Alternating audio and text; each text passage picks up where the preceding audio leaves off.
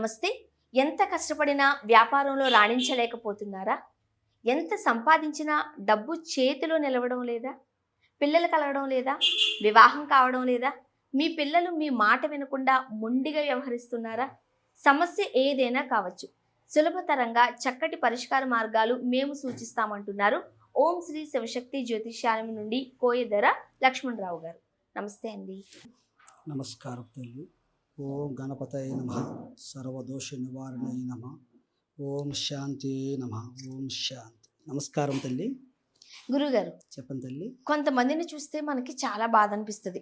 అవును తల్లి. చెప్తూ ఉంటారు కదా, గొడ్డులా కష్టపడతారు అంటారు. అవును అంటే తల్లి. అంత కష్టపడతారు. ఉదయం లేచిన దగ్గర నుంచి నిద్రపోయే వరకు అవును ఏదో తల్లి. ఒక పని చేస్తూనే ఉంటారు. అవును తల్లి. అలా అని చెప్పి డబ్బులు రావు అని కూడా కాదు, అవును తల్లి. వస్తాయి. అవును తల్లి. చేతిలో మాత్రం చిల్లిగా ఉండదు. అవును తల్లి. సాయంత్రానికి ఏదో ఒక అప్పుతోనే వాళ్ళు రోజు ముగించినట్లుగా కనబడుతూ ఉంటారు. అవును తల్లి. ఎందువల్ల అంటారు? దేనివల్ల అంటే అమ్మ, సృష్టి ధర్మం, కర్మ పుణ్యం రెండు ఉంటాయి. మనం చేసుకునే కష్టం ఉంటుంది, ఆ కష్టానికి తగ్గ ఫలితం పొందితే ఆ రోజల్లా కష్టపడింది మర్చిపోతాం. మనము కష్టపడేది రూపాయి మన చేతికి వచ్చి ఆ రూపాయి మన గృహంలో నిలిస్తే మన పడిన కష్టం ఉంటుంది, అది మర్చిపోయి సంతోషం ఉంటుంది. కానీ కష్టపడిన రూపాయి మిలగట్లేదంటే మనం చేసుకున్న కొన్ని కర్మ పాపాలు కొన్ని ఉంటాయి. శత్రువు చేసినా కూడా కొన్ని ప్రయత్నాలు ఉంటాయి, శత్రువులు కూడా. ఓకే. ఎందుకంటే మనము ఉన్న దాంట్లో బతకాలి, ఉన్న దాంట్లోనే సంతోషంగా ఉండాలి, పచ్చని మెతుకులతో తృప్తిగా తినాలని మనం అనుకుంటాం. బయట పడకూడదు, అల్లరిపాలు కాకూడదు అన్న ఒక్క ఆలోచన భావాలతో మనం కష్టపడిన దాంట్లో రూపాయి 10 రూపాయలు మన గృహంలో పెట్టుకొని బతకతాలా అన్నట్టుగా ఆలోచనలో మనం బతుకుతుంటే, మన నమ్ముతూ ఉన్నవాడు, మనతో ఉండేవాడు, వీడు ఎప్పుడు చూసినా బయటపడట్లేదు ఎందురా, వీళ్ళ కుటుంబ విషయాలు ముందుకు రావట్లేదు అంటే వీడు బయటపడకుండా బతుకుతున్నట్టు వీడికి ఉంది. పైకి కనిపించట్లేదు కానీ కనిపిస్తుంది కానీ వీడికి ఉంది, ఉంది మనసులో అయితే ఉంది అన్నట్టుగా ఆలోచనలు అనేది శత్రు ఊహలోకి వెళ్ళిపోతాయి. అప్పుడు వాళ్ళు ఏం చేస్తారంటే వీడికి కష్టపడిన రూపాయి మెలగకూడదు, వీడు చేసిన పనులు సక్సెస్ కావు, వీడు 10 లక్షలు తెచ్చి పెట్టినా సరే అది అంతమైపోవాలా అన్నట్టుగా కొన్ని మంత్ర ప్రపాపాలు చేస్తాం. ఒకటి. రెండోది, మనము బయటికి వెళ్ళి వచ్చేప్పుడు, బయట స్థానం వచ్చేప్పుడు కొంతమంది దృష్టి తీసిన నమ్మకాలు వేస్తుంటారు రోడ్డు మీద. అవును. ఆ నమ్మకాలు మనం చూడం, అనుకోకుండా దాటేస్తాం. అప్పుడు ఆ దృష్టి ప్రపాపం మన కాళ్ళంబట. అంటే దాటి వేసిన ప్రాబ్లమేనా? ప్రాబ్లమే తల్లి. తొక్కితే మాత్రమే ప్రాబ్లం అంటారే? అది దాటినా ప్రాబ్లమే, తొక్కినా ప్రాబ్లమే. దాని మీద నుంచి మనం ఎప్పుడైతే దాడతామో ప్రపాపాలు అనేది మన వెంట ఆడుతుంటాయి, ప్రపాపాలు దాని వెంట ఆడుతుంటాయి. ఎప్పుడైతే మన దాటి, అందుకే నేను ఒకసారి ఎక్కడికి వెళ్ళి వచ్చినా, ఏ దిక్కు వెళ్ళి వచ్చినా కాళ్ళు శుభ్రం చేసుకుని వెళ్ళాలని చెప్పేసి నేను చెప్పే విధానం. దానికోసం కాళ్ళు శుభ్రం చేసి వెళ్ళాలి, ఒకటి.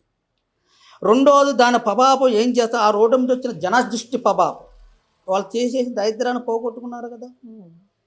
మనం చూస్తుంటే 3 పదార్థంలో అన్నం మొదలు పెడతాం, అవును, పసుపు ముద్ద, ఎర్ర ముద్ద, ఆకులు పెడతాం, దుగ్గిలు పెడతాలు, నూగులు వేస్తాలు.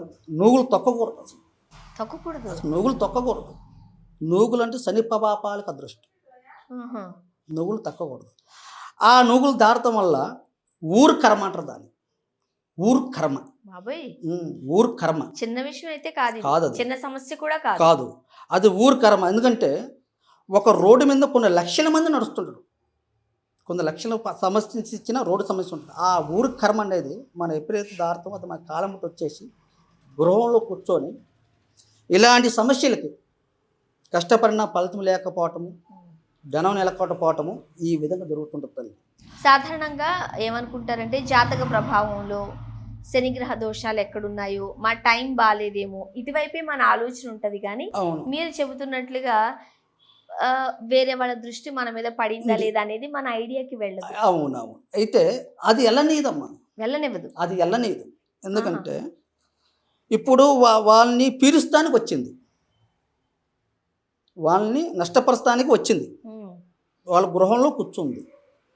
ఈ ఆలోచన అనేది వాళ్ళ కలిగితే వాళ్ళు బాగుపడిపోతారు. బయటికి వెళ్ళి చేయించుకుంటారు, మమ్మల్ని దూరం చేస్తారు, మా కడుపు నిండాలిగా. ఇప్పుడు ఒక మనిషికి అనేది ఒక మనిషికి ఒక తత్వం ఉంటుంది. ఒకరికి ఎదురువాడు ఏడిపిస్తే సంతోషం, ఒకరికి ఎదురువాడు సహాయం చేస్తే సంతోషం. అయిందా? ఒకడు ఎడుతుంటే వాళ్ళని చూసి ఆనందపడే వాళ్ళు చాలా మంది ఉంటారు. వీడికి బాగా జరిగిందిరా, వీడికి ఇట్లా కావాలరా అనుకునేవాళ్ళు. అలాంటి వాళ్ళ దగ్గరికి పోయి, అరే నువ్వు మంచి కూరవంటే మంచి చేస్తారా, వాడు మంచివాడు కావంటే అవుతాడా, కాడు కదా. అలాగే ఈ శక్తి ప్రభావాలు ఏం జరుగుతున్నాయి అంటే, ఈ ఆలోచన వస్తే వాడు బాగు చేసుకుంటాడు, వాడు బాగు చేసుకుంటే నీ బయటికి వెళ్ళిపోవడం అని ఈ ఆలోచన రానికోకుండా మా కర్మ ఏంటి, మాలో లోపం లేదు, జాతకంలో ఏమైనా ఇబ్బంది ఉందా, జాతకంలో ఇబ్బంది ఉందా లేదా, ఇవాళ కాకపోతే రేపు వస్తుంది, ఇవాళ జరిగిందిగా రేపు ఇంకో జరుగుతుంది. అలాగే గడియ దాటుకుంటూ వెళ్ళిపోతుంది. మన ఆలోచన కూడా దాని వైపు వెళ్ళనీయు. ఎందుకంటే ఇది అర్థం చేసుకోవాలి. అలాంటి టైంలో ఇప్పుడు ఏదైనా సరే కాల ప్రభావం ఎన్ని రోజులు అంటే 3 రోజులు ఉంటుందండి. 3 రోజుల్లోనే 3 రోజులకు ఒకసారి కాల ప్రభావం తిరుగుతుంది. మన పేరు, నీ పేరు, ఎవరి పేరైనా సరే 3 రోజులకు తిరిగి వస్తుంది. ఇవాళ నీకు సమస్య కలిగిందంటూ అది 3 రోజుల వరకు ఉంటుంది. ఇది కాలపరంగా జరిగింది, నీ జాతక పరంగా జరిగింది కానీ కాలపరంగా జరిగింది కానీ దేవుడి పెట్టిన బాధ అయినా సరే 3 రోజుల కన్నా ఎక్కువ ఉండదు. ఆ 3 రోజులు ఆ సమస్య పరిష్కారం దొరికిపోతుంది. కష్టపెట్టేప్పుడు దేవుడు పెట్టినా సరే మన జాతక పరంగా బాగలేకపోయినా, మన జాతకం దోషం ఉన్నా 3 రోజులనే దాని సమస్య పరిష్కారం చూపిస్తుంది. ఈ 3 రోజులు దాటి అదే సమస్య ఉందంటే అప్పుడు మనం గమనించుకోవాలి, ఇది దేవుడు పెట్టింది కాదు, ఇది కాలపరంగా జరుగుతుంది కాదు, ఇది ఏదో జరుగుతుంది అని అర్థం చేసుకొని అందుబాటులో ఉన్న స్వామిని సంప్రదించాలి. అది సంప్రమించి అంత తొందరలో దాన్ని పరిష్కారం చేసుకుంటే అంత తొందరలో పికప్ అవుతుంది. కానీ చేతులు కాలే వారికి పెట్టుకుంటాం వల్ల ఆకులు పట్టుకుంటే పని జరగదు. చేతులు కాలినాక ఆకులు పట్టుకుంటే పని రాదు. ఎందుకంటే పూర్తిగా నష్టపోయిన తర్వాత లెమ్మంటే లేవగలరా, లేవలేదు. మీరు అన్న పాయింట్ అంటే ఒకవేళ జాతక ప్రభావం వల్ల కావచ్చు, కాల పరిస్థితుల వల్ల కావచ్చు, ఒకవేళ ఉంటే 3 రోజులు మాత్రమే ఉంటుంది. అది 3 రోజులు. ఎందుకంటే మన గ్రహాలు మారుతూ ఉంటాయిగా. అవును, గ్రహం మారుతూ ఉంటాయిగా. అవును, రోజు రోజుకి వాటి స్థలాన్ని మార్చుకుంటూ కదులుతూ ఉంటాయిగా. అవును. సో ఈ 3 రోజులైనా సమస్య తీరట్లేదు అని అంటే ఇంకేదో ఉంది అన్న విషయాన్ని అర్థం చేసుకోవాలి. వాళ్ళు అర్థం చేసుకొని ఎమ్మటే తప్పరిల్లుకుంటేనే వాళ్ళకి మోక్ష మార్గం కలుగుతుంది. అది తప్పరిల్లుకోకుండా దాన్ని ఎట్లాగే అర్చత చేసుకుంటే వినకూడదన్న నష్టాన్ని, చూడకూడదన్న నష్టాన్ని చూస్తారు, వినకూడదని దుర్వార్తలు అంటారు. దానివల్ల చాలా ప్రమాదం. గురుగారు, కొంతమంది దగ్గర మేము విన్నామండి, వశీకరణ చేస్తారు అంటారు. అంటే మనుషుల్ని వశీకరణ చేస్తూ ఉంటారు కదా, కానీ ధనాన్ని కూడా వశీకరణ చేయొచ్చు అంటున్నారు. ఖచ్చితంగా తల్లి, నిజంగా ఉంటుంది? ఖచ్చితంగా. ఎందుకు ఉండదు? అంటే ఏంటి ధన వశీకరణ అంటే? స్త్రీ వశీకరణ, పురుష వశీకరణ, ధన వశీకరణ, సంతాన వశీకరణ కూడా, సంతాన వశీకరణ, ఏందా వ్యాపార వశీకరణ, ఇలాగా పంచ వశీకరణలు ఉంటాయి. ఈ పంచ వశీకరణ, స్త్రీ వశీకరణ అందరూ తెలుసు, పురుషుల వశీకరణ అందరూ తెలుసు. ఎందుకంటే ఈ మధ్యలో ఇప్పుడు జరుగుతున్న కాలంలో అయ్యే జరుగుతుంది, చెప్పకూడదు. అయితే ఈ ధన వశీకరణ కూడా ఖచ్చితంగా ఉంది. రాజులంత వరకు ఉంది రాజులు. ఎందుకంటే రాజు సంపత్తులు ఎంత మిలికిచ్చారు, ధనాలు ఎక్కడి నుంచి వచ్చినాయి, బంగారాలు, వజ్రాలు, ఓలివురాలు, ధన వశీకరణ. ఆ ధన వశీకరణ ఎలా ఉంటుందంటే వెనకటి రోజుల్లో గతము ఒక 50-60 సంవత్సరాల క్రితము, ప్రతిరోజు లక్ష్మీదేవిని శోధించి తల్లికి అగ్ని ఇచ్చి హారతి ఇచ్చి, తల్లి ఈరోజు నీ వ్యాపారానికి వెళ్తున్నా, ఏదో పనికి వెళ్తున్నా, ఈరోజు నువ్వు నాకు సంపత్తిగా రావాలి అని సేవించుకుని వెళ్తావు. పోయిన పని కూడా తీసుకుని మంచిగా అవుతుంది. కానీ అది ఎన్ని గంటలకి, 4 గంటలకు లేస్తారు, 5 గంటలకు పూజ చేసుకుంటారు. తెల్లవారు 6 దాటక ముందు అమ్మవారు జ్యోతి తగిలిపోతారు. ఇప్పుడు బ్రహ్మ ముహూర్తం అంటారు కదా, అదే ఆ టైంలో 4 నుంచి 5 గంటల వరకు బ్రహ్మ ముహూర్తం. ఆ బ్రహ్మ ముహూర్తం దేవతను ఎప్పుడైతే మనం దర్శించుకుంటామో 6 గంటలలోపు ఇంట్లోంచి ఎప్పుడైతే మనం బయటకు వెళ్తామో వాళ్ళు పోయిన పని కూడా ఏదైనా సాధించుకోసం. కానీ ఈ కాలంలో ఎలా ఉంటుంది, 10 అయినా లేవరు, 9 అయినా లేవరు. పూజలు అంటావా, చాలు దేవుడు ఉండా మా కంటికి కనపడాలి అంటారు. కానీ దేవుడి కంటికి కనపడితే ఆయన ఉండడం సంగతి తెలియదు కదా తల్లి. ఆ విధంగా మనం చేసుకున్న కొన్ని ప్రభావాలు మన శని ప్రభావం వెంటాడుతుంటాయి.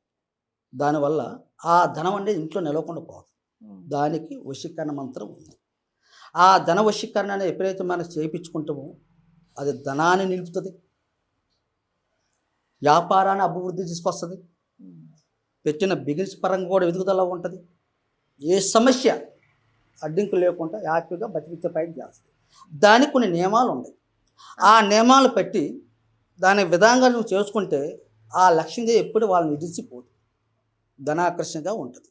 ఇప్పుడు ధన వశీకరణ అంటే ఏంటో చెప్పారు కదా, ఏం చేయాలి? ఎప్పుడు డబ్బులు మన దగ్గరే ఉండాలి అని అంటే చెప్తూ ఉంటారు కదా, ధనలక్ష్మి ఎప్పుడు ఒక దగ్గరే ఉండిపోదు, వెళుతూ ఉంటది. సో ఆ అమ్మవారిని బయటకు పంపించకూడదు అని అంటే చాలా జాగ్రత్తలు తీసుకోవాలి, కట్టడి చేయాలి అంటారు. అంటే డబ్బులు ఎప్పుడు మన దగ్గర ఉండాలంటే ఏం చేయాలి మనం? మంచి మాట తల్లి. అయితే అమ్మ, మన ఇంటికి ఒక బంధువు వస్తాడు. ఆ బంధువుతో ప్రేమతో అభిమానంతో మంచిగా చూసుకుంటే రెండోసారి వాడు మన ఇంటికి వస్తాను కూడా ఇష్టపడతాడు. అవును. కానీ వాడు పెట్టాలంటే వాళ్ళు అన్నం పెట్టకుండా మంచి చూసుకోకుండా వాడు పంపించి మళ్ళీ రమ్మంటే వస్తారా? రాదు కదా. అలాగే మన ఇంటికి లక్ష్మీదేవి వచ్చినప్పుడు దాని తగ జాగ్రత్తలు కొన్ని చేసుకోవాల్సి అవుతుంది. ఎట్లంటే ప్రతిరోజు నువ్వు పూజలు చేయక్కలే, అది అయిపోయింది. ప్రతిరోజు పూజలు చేసే సంకల్పం పోయింది మీకు. ఎందుకంటే మన లేచేవారికి సమయం అయిపోతుంది. కాబట్టి మంగళవారం శుక్రవారం ప్రతి మంగళవారం ఉదయం 6 గంటల వరకు, 6 గంటలు దాటకూడదు, 6 లోపు ఉదయం లేచి తలస్నానం చేసి ఇంట్లో పసుపు నీళ్ళు చల్లుకొని పూజ మందిరం శుభ్రం చేసుకొని దీపారాధన చేసుకోవాలి. శుక్రవారమైనా మంగళవారం ఈ 2 రోజులు ఖచ్చితంగా మీరు చేయాలి. ఈ 2 రోజులు చేసిన పూజ ఈ వారం అంతా ఫలిస్తుంది. అంటే చాలా మంది ఉద్యోగ రీత్యా కావచ్చు, ఈ రోజు ఆడవాళ్ళు మగవాళ్ళు ఇద్దరు కష్టపడుతున్నారు, సంపాదిస్తున్నారు. అవును. అండ్ సిటీస్ లో ఉన్నారంటే ఇద్దరు కష్టపడితే తప్ప ఆ పరిస్థితి లేదు. అండ్ ఇంకొకటి నైట్ షిఫ్ట్లు ఎక్కువగా ఉంటాయి. వాళ్ళు ఉదయాన్నే 4 గంటలేసి ఇవన్నీ చేయాలంటే కష్టం. ఇవన్నీ పరిస్థితులే. కాబట్టి మీరు చెప్తున్నట్లుగా వారంలో మంగళవారం శుక్రవారం మీరు చెప్పిన విధానం పాటిస్తే సరిపోతుంది. ఈ 2 రోజులు చేసుకుంటాం వల్ల వాళ్ళ ఇంట్లో ధనలక్ష్మి అనుకూలతగా ఉంటుంది. నన్ను మర్చిపోలేదు, నన్ను గుర్తు పెట్టుకున్నాడు, నా బిడ్డలని దూరం చేసుకున్న ఆలోచన తల్లికి కరెక్ట్నిస్తుంది.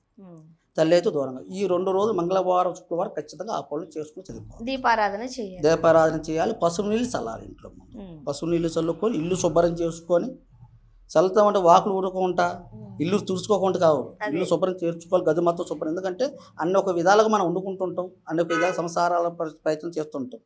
అలాగే మనం చేసే కార్యాలు కొన్ని ప్రయత్నాలు శుభ్రం చేసుకున్న తర్వాత దీపారాధన చేసుకొని ఆ తల్లిని చేయించుకుంటే ఈ చేసిన పూజ ఒకరోజు ఈ 2 రోజుల ఫలితం వారం మొత్తం తిరుగుతుంది. దానివల్ల ఇబ్బంది ఉండదు. ఓకే. చాలా మందికి ఈ ధనం మన దగ్గర ఉండాలి, ఇలాంటి పరిస్థితులు ఉన్నప్పుడు మిమ్మల్ని సంప్రదించాలి అనుకుంటారు. మీరు ఇచ్చే పరిష్కారాలు ఎలా ఉంటాయి? ఇవే చెప్తారా లేకపోతే మీరు దీనికి దాని విధానం ఉంటుంది. అయితే ఇది మీరు చేసిన బల విధంగా జరిగిన సమస్య, లేదా ఆ ధనాన్ని ఎవరు నిలనీయకుండా చేస్తున్నారా, శత్రు ప్రభావం ఏమిటా అనేది మీ అంజనంలో చూద్దాం. మరి అంజనం వేస్తారు. అంజనం చూసి మరి వీళ్ళ కుటుంబానికి ధనం ఎందుకు నిలవట్లేదు, వీళ్ళు చేసిన లోపమా, వీళ్ళు జాతక పరంగా లోపమా, లేదా మనం అంటే గిట్టిన వాళ్ళు ఎవరైనా చేశారా అని చూసి దాని పరిశోధన చేసి 11 రోజుల్లో పరిష్కారం చూపించాలి. ఖచ్చితంగా 11 రోజుల్లో చక్కటి పరిష్కారం, ఖచ్చితంగా 11 రోజులు పరిష్కారం చూపించాలి. ఎందుకంటే కొన్ని మంత్ర ప్రభావాలు కూడా ఉంటాయి. ఈరోజు సొంత అన్న వెతుకుతో తమ్ముడు వాడవట్లేదు, తమ్ముడు వెతుకుతో అన్న వాడట్లేదు, ఎక్కడో బయట వాళ్ళు శత్రువులు మన ఇంట్లోనే ఉంటారు.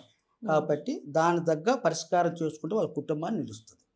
గురుగారు, ఈ మధ్య కాలంలో మీ గురించి చాలా ఎక్కువగా వింటూ ఉన్నాం. మీరు అన్నట్టుగా ఎలాంటి క్లిష్టమైన పరిస్థితి అయినా, లేదు అని అంటే ఒక ఇబ్బందికరమైన పరిస్థితులు సిచ్యువేషన్స్ అయినా 11 రోజుల్లోనే చక్కటి పరిష్కార మార్గాలు, అది కూడా చాలా సులభతరంగా చూపిస్తున్నారని మేము వింటూనే ఉన్నాం. సార్ మీ గురించి చెప్పండి. ఎక్కడ వాస్తవ్యులు మీరు? హైదరాబాద్ ఎప్పుడు వచ్చారు? నాది అసలు స్థానం మేడారం తల్లి. మేడారం సమ్మక్క సమ్మక్క సారక్క ఆ, మేడారం. మేడారం నుంచి నా బాలైన 15 సంవత్సరాలు ఉమ్, నేను ఈ వృత్తి మార్గంలో వచ్చి 15 సంవత్సరాల వయసులోనే ఈ వృత్తి మార్గంలో వచ్చింది. ఆహా, ఈ రోజుకు నా వయసు 39 సంవత్సరాలు.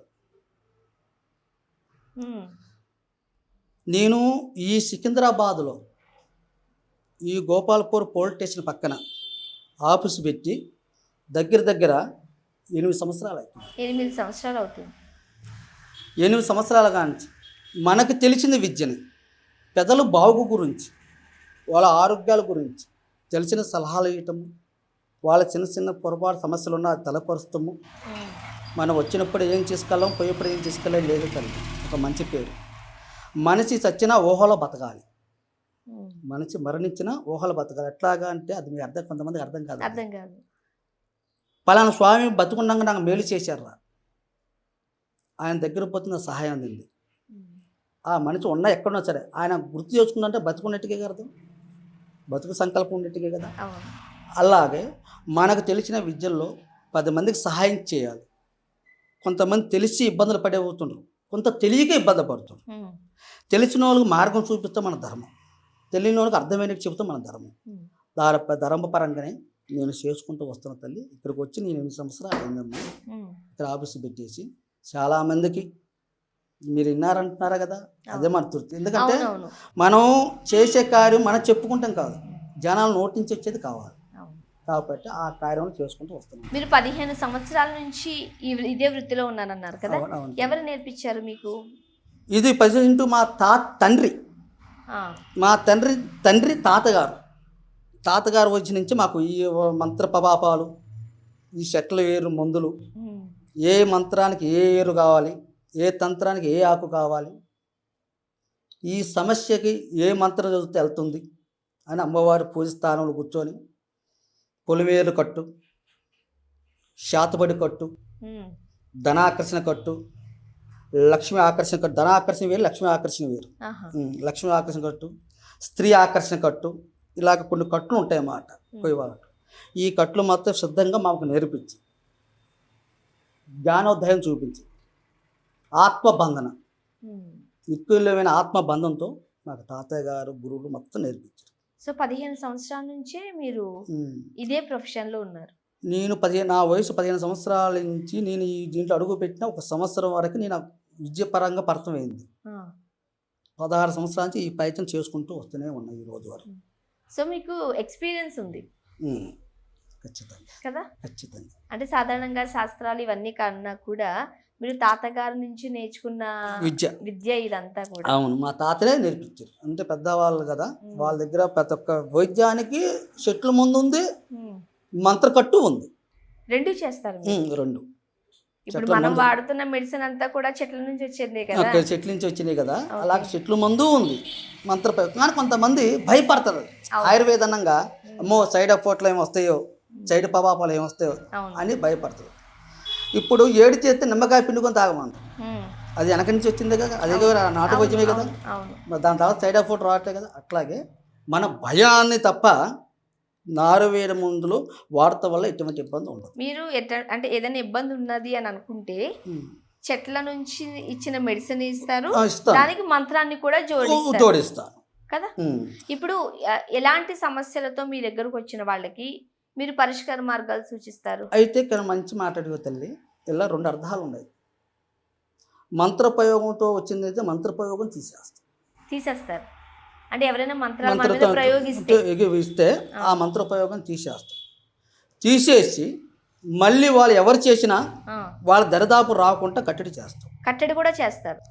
తీసేయడం మాత్రమే, తీసేస్తూ మాత్రం కాదు, ఇంకా ఎవరైనా చేసినా సరే వాళ్ళ మీద కానీ, వాళ్ళ కుటుంబం మీద కానీ, వాళ్ళ బతుకుదేరు మీద కానీ ఏది మళ్ళీ తిరిగి రాకుండా దాన్ని కట్టడి చేస్తుంటారు.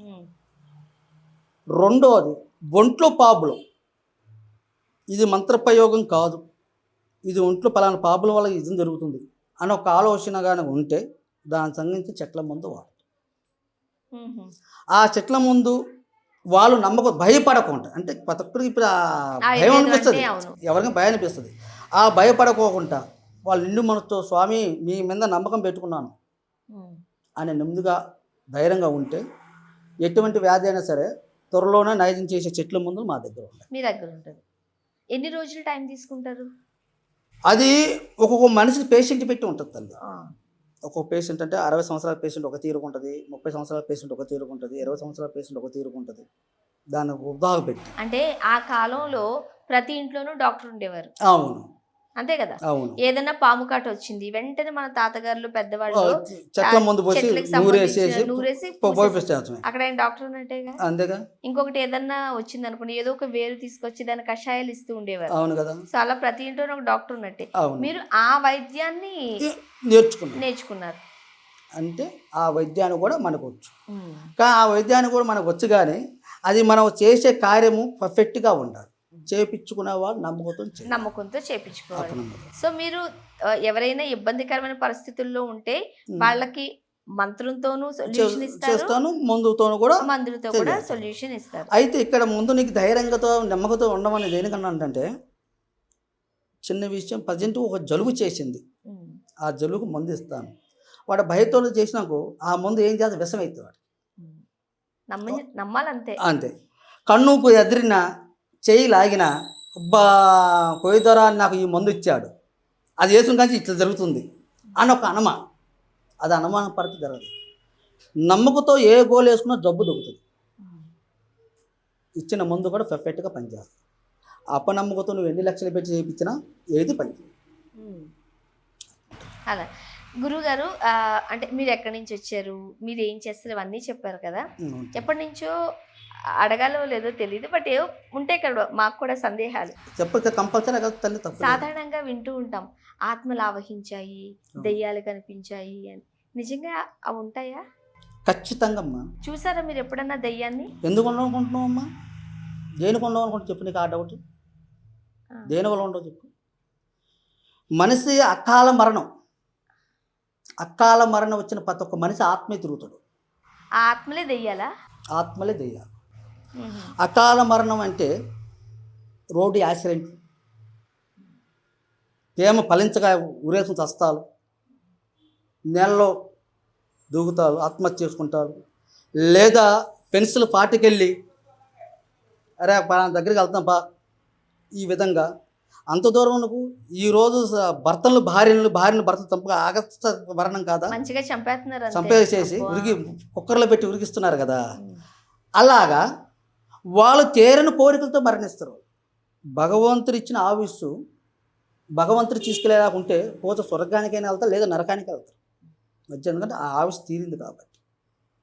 ఇక్కడ ఇచ్చిన ఆయుష్ ఆ ఆయుష్లాగా బతకట్టే మధ్య కాలాంత మరణం అవుతుంది. ఈ మరణం అయిన వాళ్ళు ఏం చేస్తున్నారు, వాళ్ళు తీరని కోరికలు కొన్ని ఉంటాయి, ఆశపడిన కొన్ని ఉంటాయి. అవి తీరక ఆత్మలే తిరుగుతుండ్రు. ఈ ఆత్మలు తిరిగినప్పుడు వాళ్ళ కంటికి కొంతమంది అడ్జస్ట్ చేసుకుంటారు. నా కోరిక తీరాలంటే ఈమె పట్టుకుంటే అవుతుంది, లేదా నా కోరికలు తీరాలంటే ఈ పురుషుని పట్టుకుంటే అవుతుంది అని ఒక ఆలోచనతో వాళ్ళు ఆవరించేసి ఆ కోరికలు తీర్చుకుంటారు. మరి ఎవరికి పడితే వాళ్ళకు కూడా ఆవహించబడవు, కొంతమందికే ఆవహిస్తూ ఉంటాయి. అవును. ఎవరు ఎందువల్ల ఆవహించబడతాయి? ఎందువల్ల ఆవరించబడుతుంటే మనసుకి ఒకటి భయం ఒకటి ఉంటుంది,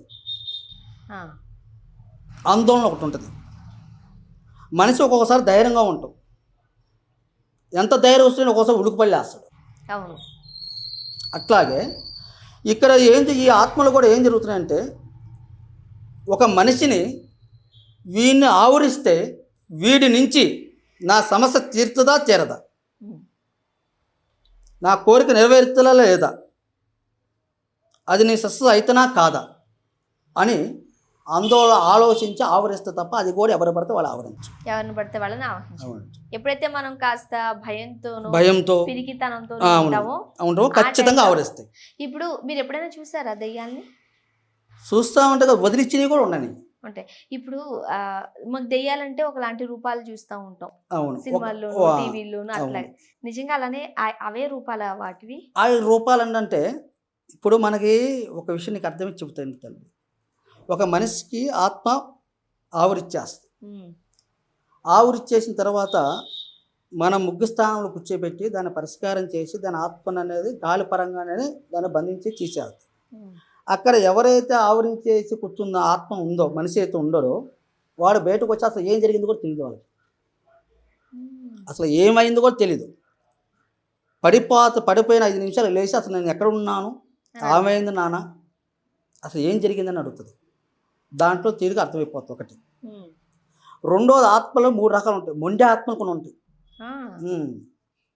కొన్ని ఆత్మల్లో కూడా రకాలు.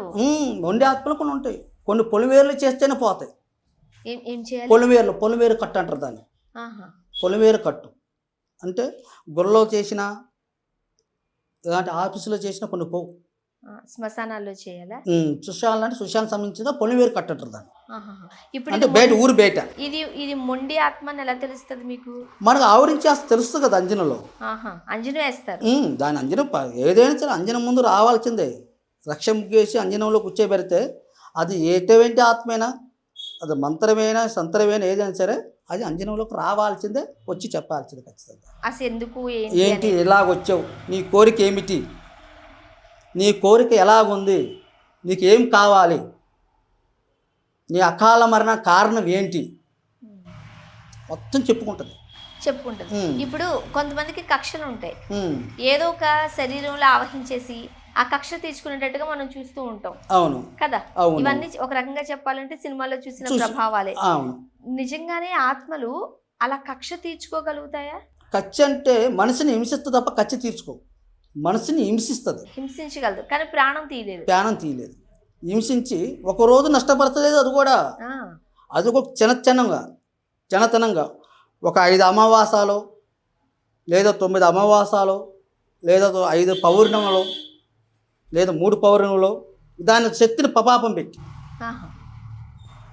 ఎదురు మనిషి బలంగా, ఇప్పుడు ఒక బలహీనతోడు బలవాడు ఉంటాడు. బలహీనతోడు బలవను కొట్టలేదు కదా, వాడు సరివుజ్జైనా ఉండాలిగా. అలాగే ఈ యొక్క ఆత్మను ఆవరించినప్పుడు ముందు వీళ్ళు కలిగిన కోరికలు, వీడి మనసులో ఉన్న ఆలోచనలు తీర్చుకున్న తర్వాత మనసుని నష్టం చేస్తాయి. అట్లాగే దీంట్లో లాజిక్ ఏమిటంటే భయం, ఆందోళన ఎంతగా భయపడితే అంతగా ఆవహిస్తుంది. ఇప్పుడు గాలి పట్టుకుంది అంటారు కదా, అంటే దెయ్యం వేరు, ఆత్మలు వేరు, గాలి వేరా? లేదు, గాలి అనేది ఇదే ఆత్మే. గాలి అనేది ఆత్మే. గాలిలో గ్రహాలు ఉంటాయి. నీకు ఇందాక చెప్పాను, కొంతమంది బాగలేని రోడ్డు మీద నిమ్మకాయలు, కొబ్బరికాయలు, ఎర్ర ముద్దలు పెడతాయి. అవి గ్రహాలు అంట. గాలి ఆ గాలిలో తిరుగుతుంటాయి అన్నమాట. అవి మనసు బట్టి అంటార్థం, నచ్చిన మనసు బట్టి వెళ్తాం, గొడవలు కూర్చుంటాం, భార్య భర్త మధ్య చిచ్చులు ఇలాగ కూడా చేస్తుంటాయి. కానీ ఆత్మలుగా మాత్రం ఆత్మ అనేది పవర్ఫుల్గా ఉంటుంది. ఇప్పుడు ఇంతమంది చనిపోతూ ఉన్నారు. సాధారణంగా మనం చూస్తే ఈ మధ్య కాలంలో అది మర్డర్ కావచ్చు, ఆత్మహత్యలు కావచ్చు, మీరు అన్నట్టు అకాల మరణాలే అవుతున్నాయి కదా. ప్రతి ఆత్మ దెయ్యమైపోద్దా? ప్రతి ఆత్మ అనేది కొన్ని క్షమించే మనసు ఉంటాయి, కొన్ని క్షమించిన మనసులు కొన్ని ఉంటాయి. మనసులో ఎంతమంది రకాలు ఉంటాయి. కొంతమంది కొట్టినా క్షమిస్తారు, కొంతమంది కచ్చిపరుచుకుంటారు. మనం చూస్తూనే ఉన్నాం. అలాగే ఇలాంటి పపాపంలో, అకాల మరణంలో తీరని కోరికలు ఉన్న వాళ్ళకి ఆత్మలుగా మారుతారు. తీరని కోరికలు ఉన్నవాళ్ళు, మరణించిన వాళ్ళు ఆత్మలుగా, దెయ్యాలుగా మనుషులు ఆవరిస్తారు. ఆ కోరికలు తీర్చుకుంటూ జరుగుతాయి. సాధారణ మరణం, భగవంతుని మరణంలో ఆత్మలు రావు. అది పరలోకమైనా వెళ్తాయి, నరకానికైనా వెళ్తాయి, కానీ ఆత్మలుగా మాత్రం కావు. ఓకే. సాధారణంగా ఈ ఆత్మలు, దెయ్యాలు అనేవి ఆడవాళ్ళని ఎక్కువగా చూస్తూ ఉంటాం. సాధారణంగా క్షమించే గుణం, మీరు చెప్తున్నట్టు క్షమించే గుణం, కాస్త ఓపిక పట్టే మనస్తత్వం ఆడవాళ్ళలో ఎక్కువగా ఉంటుంది. బట్ చనిపోయిన తర్వాత ఏమైనా రివర్స్ అవుతుందా? అది రివర్స్ అంటే తన చనిపోయిన తర్వాత ఆత్మలో కోరిక తీరదు కదమ్మా. ఇప్పుడు నీకు ఏం చెప్పేసి లాజిక్, మీకు కోరిక తీరని వాళ్ళు, మరణించిన వాళ్ళు ఆత్మలుగా మారుతారు. అంటే ఆడవాళ్ళు మాత్రమే మారుతారు, మగవాళ్ళు మారరు. ఎందుకంటే మగవాళ్ళు మారే అంటే క్షమించి తన కూడా ధైర్య శక్తి కూడా ఎక్కువ ఉంటుంది కాబట్టి వాళ్ళు ఆత్మలుగా మారలేరు. మగవాడు దేనికైనా ముందుకు వెళ్ళిపోతుంటారు. మగవాడు 3 పెట్టామా, చచ్చామా, కొట్టామా అన్నిటికీ ఉంటుంది. వద్దాక కానీ ఆడపిల్ల 6 విధాలుగా ఆలోచిస్తుంది. ఆడపిల్ల 6 విధాలుగా ఆలోచిస్తుంది. మంచి చెడ్డ పక్కన పైన మొత్తం ఆలోచిస్తుంది. ఈ అకాల మరణం ఎప్పుడైతే పొందుతుందో ఆమె ఖచ్చితంగా ఆత్మ తిరుగుతుంది. ఖచ్చితంగా. ఖచ్చితంగా ఇది కోరికలతో మరణించిన వాళ్ళు ఖచ్చితంగా ఆత్మే తిరుగుతారు. సో దాంట్లో కొన్ని కొన్ని సందర్భాలలో మనం మగ దెయ్యాలని మగ ఆత్మల్ని కూడా చూస్తూ ఉంటాంగా.